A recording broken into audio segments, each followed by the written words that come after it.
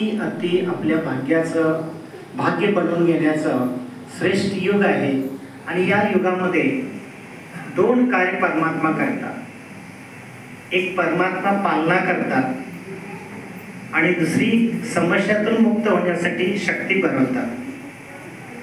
या दोन्ही गोष्टी कधी करतात तर ते सुद्धा समय बाबांनी सांगितलेलं आहे की पालना करतात. त्याचा अर्थ आहे की आपल्या जीवनाची पालना करण्यासाठी परमेश्वराने आम्हाला जी मुरली दिलेली आहे त्या मुरलीच्या आधारे आपल्या जीवनाची पालना होत असते. अर्थात तुम्ही म्हणाल पालना म्हणजे काय की आर्थिक, शारीरिक, मानसिक, सामाजिक यामध्ये आपण काही गोष्टीमध्ये परफेक्ट प्रत्येकाने होत चाललेले आहे. मानसिक मध्ये भले दुबळे होत चाललेले आहे, परंतु इतर गोष्टीमध्ये प्रत्येकाने आपल्या परिणाम प्रगती करत चाललेली आहे.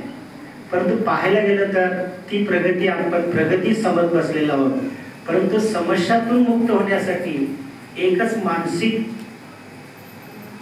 मनोबल जे आहे ते शक्तिशाली बनवण्याची गरज आहे आणि त्यासाठी आपणाला परमपिता परमात्मा रोज आपणाला मेडिटेशन शिकवतात. ते सगळ्यांना माहिती आहे.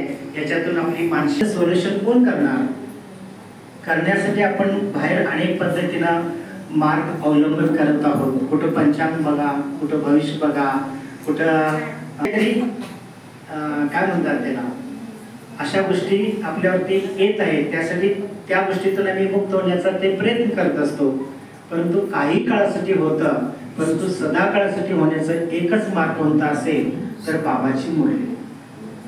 तर अशी काही काय डायरेक्शन देतात.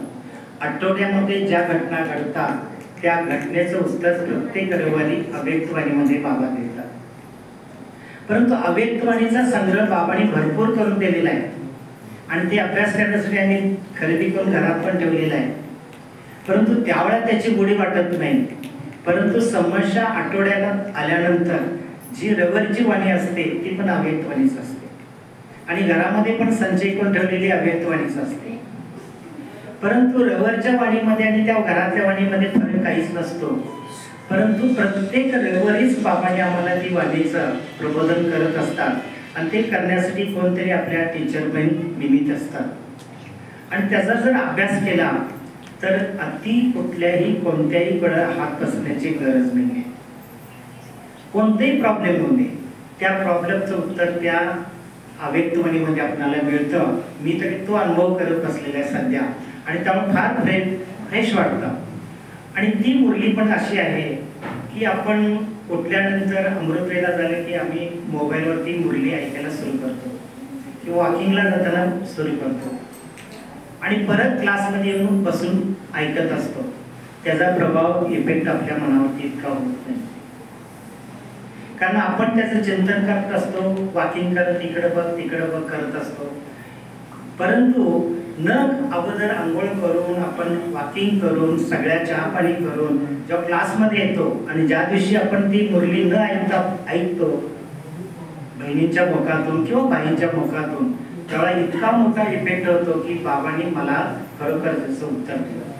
आणि वैयक्तिक पहिला मुरली वाचून नंतर आपण ऐकायला बसलो तेवढा आपणाला इफेक्ट होत नाही. त्याचं काय कारण असेल तर मी ऑब्झर्व केला की परमात्मा एवढं सुप्रीम सोल आहे आणि मी साधारण सोलला तो मार्गदर्शन करत असताना सुद्धा आम्ही सुद्धा त्या साधारण सोल नसून आम्ही सुद्धा एक मास्टर सुप्रीम सोल या स्वरूपामध्ये जेव्हा मुरली ऐकतो तेव्हा आपल्याला त्याचा इफेक्ट होतो.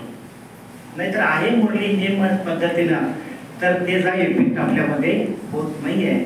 आणि म्हणून परमात्मा सुद्धा मुरली ऐकत असताना प्रत्येक मुलांना पहिला मीठे बच्चे म्हणतात.